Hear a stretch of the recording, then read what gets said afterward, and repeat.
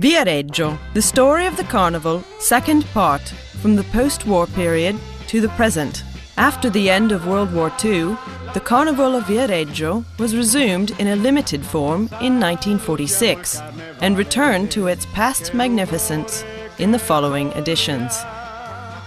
In 1949, the courses were increased to 4, and the youth football tournament was first organized to become a collateral event, gaining increasing success. The two veterans, Antonio D'Agliano and Alfredo Pardini, continued to win first prizes in the post-war period. Pardini's last triumph was in 1955 with Merrymaking in Hell, sharing the first prize with D'Agliano's Bluebeard, while D'Agliano took his last prize in 1957 with Ching Chang, the Oriental Magician. In the 1950s, the stars were good for Avanzini, who won the first prize in 1956 with Wild Ballad. In 1959 with Don Quixote, and finally in 1960 with Carnival at the Top. Sergio Barroni received the prize in 1951 with The Great Waltz, in 1957 with The Great Prey, and with Sitting Bull the following year. Arnaldo Galli gained his first triumph among the Grand Floats in 1962 when he presented his Great Space Navigators, which started a long winning streak. In the same year, the Disney Band appeared on Ademaro Musetti's float, Disneyland. Meanwhile, a new trend was emerging among float makers, who at the dawn of the 1960s began to be inspired by political satire.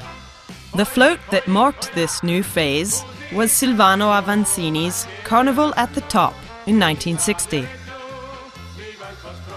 In 1967, Nilo Lenci, in his Chinese Jokes, warned about the pressing reality in the big Asian country. In 1968, Giovanni Lazzarini and Oreste Lazzari paraded the Master, a sort of money-eating monster, while Silvano Avanzini came back to communist China with Every Country Has a Handbook, hinting at Mao's Red Handbook. In Witch Hunt, 1969, he represented an inquisitor who wanted to burn leftists along with protesters and the contraceptive pill. Vengo Anch'io, I'll Come Too, by Sergio Barcella and Carlo Francesconi, illustrated the proletarians' assault on capitalism. It was not until 1970 that a satirical float won the first prize. It was Lazzarini's pro-Chinese Mao is Coming that portrayed a big plush cat tearing a US flag to shreds.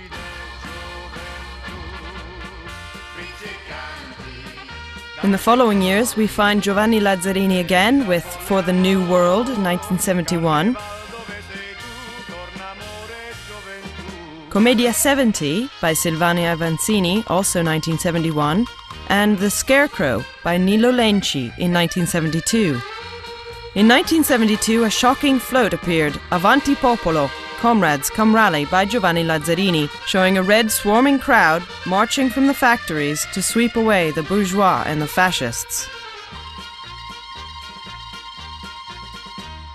Also in 1972, Avanzini, in his Fight Pollution, showed workmen in red overalls busy ridding the country of rats such as capitalists, mafia, and military men. After World War II, further initiatives and collateral events were added to the Carnival. In 1954, an exciting band made its appearance on the boulevards. It was La Libecciata, created by Fausto Bemi and led by a charming mascot, Maria Grazia Billi. The 1954 edition brought another innovation, as Rai, Italy's national television, chose the Carnival Parade for its first external live broadcast. In 1958, Aldo Valleroni conceived the Golden Burlamacco, a carnival song festival with top Italian singers, presented by Nunzio Filogamo and Corrado.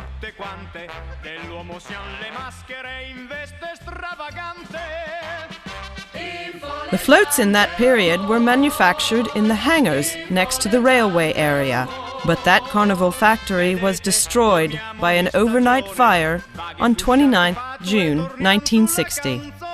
Although that may have seemed a deadly blow to the festival, in fact, new hangars were built in a few months, and by 1961, the parades were again up. The Vampire, by Carlo Francesconi and Sergio Barcella, won the first prize. In the 1960s, Arnaldo Galli dominated the contest among float makers, winning in 1962 with The Great Space Navigators, with Showboat in 1964, when the highest attendance record, 300,000 people, was recorded. In 1966 with Keep Off the Flowers. In 1967 with Where Will the Lovers Go? In 1968 with That Little Bunch of Flowers, and in 1969 with The Hallucinogen.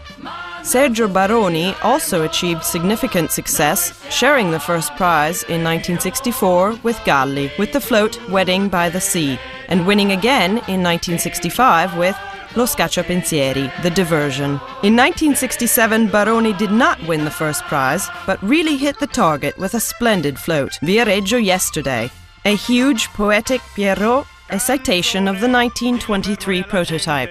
In the following decade, the contest between Galli and Baroni went on, with the former winning in 1971 with Battibecco, Squabble, in 1972 with Ping Pong,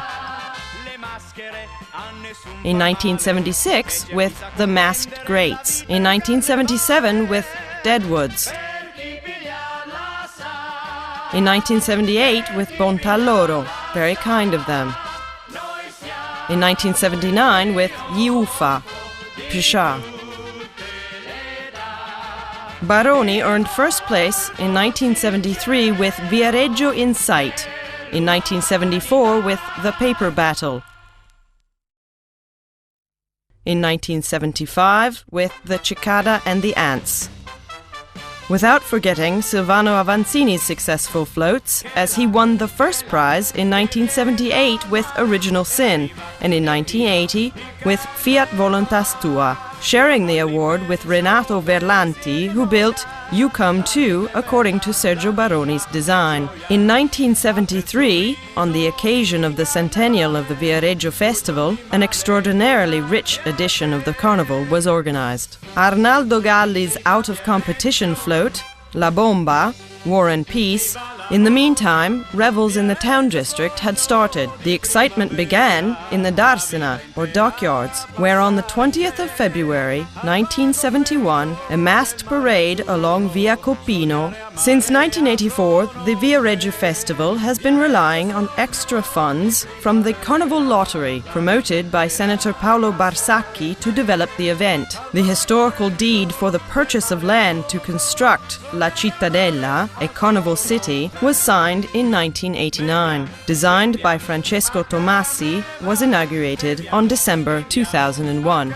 In the 1980s, political satire prevailed, and Arnaldo Galli's supremacy continued with his floats Carnival in the Drawer, 1989, and You Can't Stop Time, the majestic swan of 1990, with some glory also for Raffaello Giunta, Spadolini's Nightmares, 1982, Silvano Avanzini, The Son of the Future, 1983, and Gilbert Lebigre and Corinne Roget, Madonna Ciccone, A Lion's Success, 1988. In the last decade of the 20th century, a winning team formed by Renato Verlanti and Giovanni Lazzarini emerged with Moby Dick, Old Ghosts Haunt Europe, Telemonster, and Please Make Your Game. Verlanti and Menghino won again in 1999 with American Sex Gate Show, while Silvano Avanzini and his son Alessandro took the lead in 1993 with The Vampires, and in 1998 with Ma che male vi fo. In 1991, the first prize was awarded to the young float maker Fabrizio Galli for Saturday Night's Hell, while the following year Carlo Vanucci and his son Enrico won thanks to their float Beware of the Wolf. 2000 saw the success of two young wizards, Simone Politi and Federica Lucchesi, with their Abracadabra, who repeated their triumph in 2002 with Banana Republic. In 2001, Franco Malfatti, another emerging float maker, won with The Ruins of Italy. Also in 2003, a young float maker triumphed, Roberto Vannucci with The Intelligent Mind. In 2004, veteran Arnaldo Galli joined forces with the French Les Bigres and Roger. The unusual trio invented a giant ballerina and upset the rules, turning their float into a stage for street performances. Thus, Sorry If We Have Fun, Dance and Balla Che Ti Passa granted Galli his 20th first prize. In the third millennium, the carnival still goes on.